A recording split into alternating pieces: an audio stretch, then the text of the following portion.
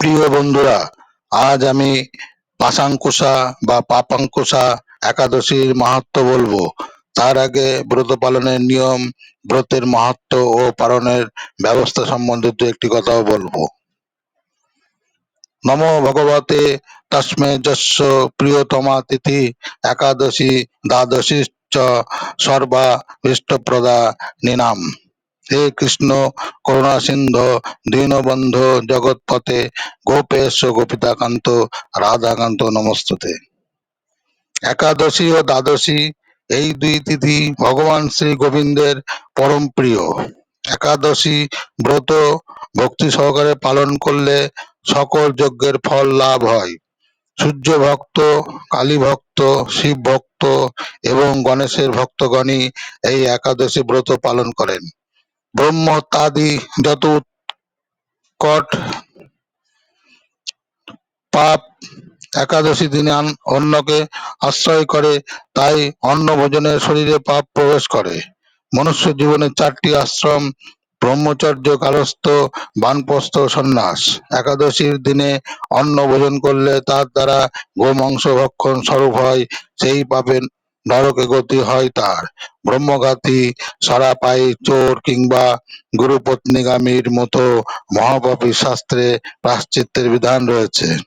কিন্তু একাদশীর দিনে আহার করলে তার নিস্তার নাই। এই সংসারে পাপীগণ নিজ নিজ কর্মফল ভোগ করার জন্য একাকী নরকে যায়, কিন্তু ব্রত দিবসে অন্য অন্ন খেলে পিতৃগণকে সঙ্গে লয়ে নরকে যায়। একাদশী বা যে কোনো ব্রত দিবসে পিতৃগণের উদ্দেশ্যে শ্রাদ্ধ কর্ম করলে দাতা, ভোক্তা ও পুরোহিত তিনজনই নরগামী হয়। ব্রহ্মাদি সকল বর্ণ, সকল আশ্রমী নারীগণ এই একাদশীর ব্রত অষ্টম বর্ষ হইতে ৮০ বর্ষ পর্যন্ত সকলেই পালন করতে পারে। প্রতি মাসে শুক্লা ও কৃষ্ণপক্ষে এই দুই একাদশীতে কোনো প্রভেদ নাই। গাভী, তিল ও ব্রাহ্মণ কৃষ্ণবর্ণ হলেও কোনো দোষাবহ হয় না। তেমনি কৃষ্ণ একাদশী শুক্লা একাদশীর ন্যায় সমান পুণ্যকারী। শুক্লা ও কৃষ্ণ একাদশী প্রভেদ বিচার করতে নাই, কারণ তাতে মহাপাপ হয়, সেই পাপে গতি হয় নরকে। ব্রত পালনের নিয়ম: ব্রতের পূর্ব দিনে একবার মাত্র আহার করবে, ব্রতের দিন থাকবে সম্পূর্ণ নিরাহারে। ব্রতের পর দিন যথাসময়ে পালন করে একবার মাত্র আহার করবে। ব্রতের দিন শ্রীহরির চরণে মন রেখে নিরন্তর শ্রীহরির নাম গুণগান করবে আর রাত্রি জাগরণ করবে। সারাদিন রাত্রি নিরাহারে থাকবে। ব্রতের দিন যদি রাত্রি জাগরণ করতে না পারো, কেবল উপবাসী থাকো, তাতেও বহু ফল লাভ হবে। একাদশী ব্রতের মাহাত্ম্য: শ্রী একাদশী ব্রত সকল ব্রতের সেরা। ব্রতীগণ শ্রীহরি প্রিয়তম হন। অশ্বমেধ, রাজসূয়, বাজপেয়ী প্রভৃতি যজ্ঞ একাদশী ব্রতের ষোড়াংশের এক ভাগও নয়। ব্রত দিবসে শ্রীমদ্ ভাগবত, রামায়ণ, মহাভারত, শ্রীমদ্ ভগবদ গীতা, চৈতন্য চরিতামৃত, চৈতন্য ভাগবত প্রভৃতি ভক্তি শাস্ত্র পাঠ বা শ্রবণ করলে পৃথিবীদানের সমান ফল ভোগী হয়। একাদশী ব্রত পালন করলে যে কেবলমাত্র নিজের জীবনের সদ্গতি লাভ হবে তা নয়। একাদশী ব্রত পালনকারী ব্যক্তি প্রয়াত পিতামাতা যদি নিজ কর্মদোষে নরকগামী হন, তবে সেই পুত্র একাদশী ব্রত পালনের দ্বারা পিতামাতা বা পূর্বপুরুষগণকে নরক থেকে উদ্ধার করতে পারে। একাদশীতে অন্ন ভোজন করলে নিজে যেমন নরকবাসী হবে, পিতৃপুরুষগণকেও নরকে নিয়ে যাবে। একাদশী দিনে অন্নকে ব্রত না করবার উপদেশ দিলেও নরকবাসী হবে, কাজে একাদশী ব্রত অবশ্যই পালন করবে। পালনের ব্যবস্থা: একাদশীতে ব্রত করে দ্বাদশীতে পালন করবে। একাদশীর শেষ পাদ ও দ্বাদশীর প্রথম পাদকে শ্রী হরিবাসর বলা হয়। এই হরিবাসরের মধ্যে পালন করা নিষিদ্ধ, অর্থাৎ একাদশীতে ব্রত করে দ্বাদশীর প্রথম পাদ বাদ দিয়ে দ্বাদশীর মধ্যে পালন করবে, কিন্তু দ্বাদশীতে ব্রত হলে তখন ত্রয়োদশীতেই পালনের বিধান। ব্রত পালন করে পরদিনে যদি পালন না করো, তবে সেই ব্রতে কোনো ফল লাভ হয় না। যে কোনো ব্রত পালনেই পুণ্যতা লাভ করে। ব্রত দিনে যারা ফল মূলাদি আহার করবেন, পরদিনে তারা সেই দ্রব্য দ্বারা পালন করতে পারবেন। শ্রী জগন্নাথের মহাপ্রসাদ কিংবা শ্রী গোবিন্দের স্নান জল পানে ব্রতে সম্পূর্ণতা প্রাপ্ত হয়। শাস্ত্রের বিধান না মেনে মন গড়া ব্রতে কোনো ফল তো হয় না, বরং অপরাধ হয়। কোনো কারণে যদি ব্রত ভঙ্গ হয় তাহলে শ্রী গোবিন্দের চরণে ক্ষমা ভিক্ষা করবে।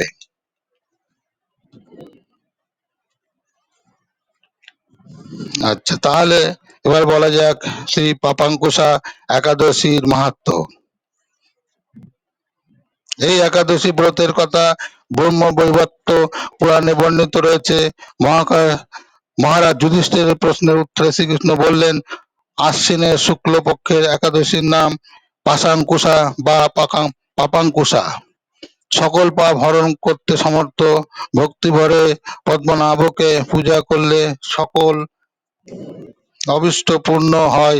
মহাপাপীও যদি শ্রীহরি শরণাপন্ন হয় তাতে তার নরকবাস নির্ধারিত হয়।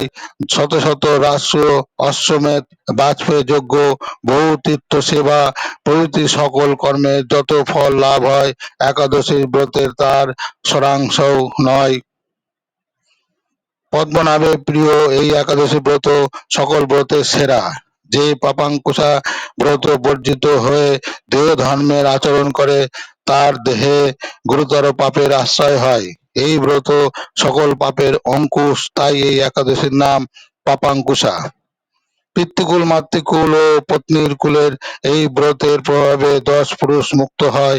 এই জগতে একাদশীর তুলনীয় কোনো ব্রত নাই। বালক, যুবক, বৃদ্ধ, নারী সকলেই এই পাপ নাশিনী ব্রত করবেন।